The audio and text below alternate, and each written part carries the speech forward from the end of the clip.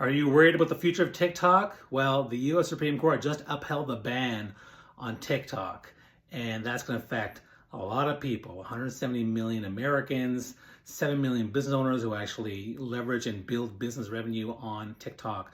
So let's talk about this. What are my thoughts on this? First off, I certainly hope this doesn't go on. I hope there's a way to find a way to change this thing. I'm not sure whether the administration is going to do that, but we'll see what happens. But number one, I mean, this is like censorship versus freedom. I mean, obviously the US talks about censorship all the time and freedom of speech all the time. And so now you're censoring this thing and the majority of Americans support this thing.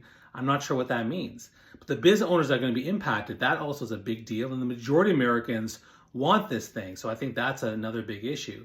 Number three, I thought was interesting is that there's lacking evidence on how ByteDance, the company, they're not owned by the Chinese government and they're not giving information to the Chinese government. And this is being posed as a security issue.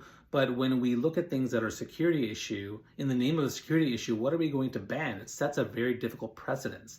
And that security thing is, something of hypocrisy, because there's certain things that, look, people are actually now leaving TikTok and going to Rednote, which is, another Chinese, app that's out there. So that to me, it's a nonsensical way to manage this situation. And there's a generational disconnect here, right? We have all these people in Congress and in the Senate and Supreme Court who are old. They don't get it. They don't understand how media and technology is changing and evolving. And so I think they're banning this thing haphazardly with this fear and the security without actually thinking about how it's going to impact people and how it's actually going to be beneficial, or what kind of regulations you can actually put on this to make it more useful to you. So what's going to happen next? Well, number one, LinkedIn users continue to make video content, put them on LinkedIn, put them on Instagram Reels, put them on YouTube Shorts, put them on Twitter, wherever you want. Put them out there because video content is fantastic. It is the future now.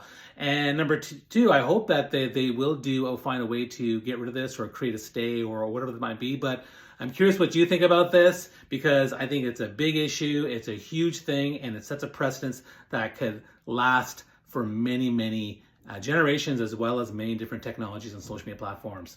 Share your thoughts. I'd love to hear from you. Thanks.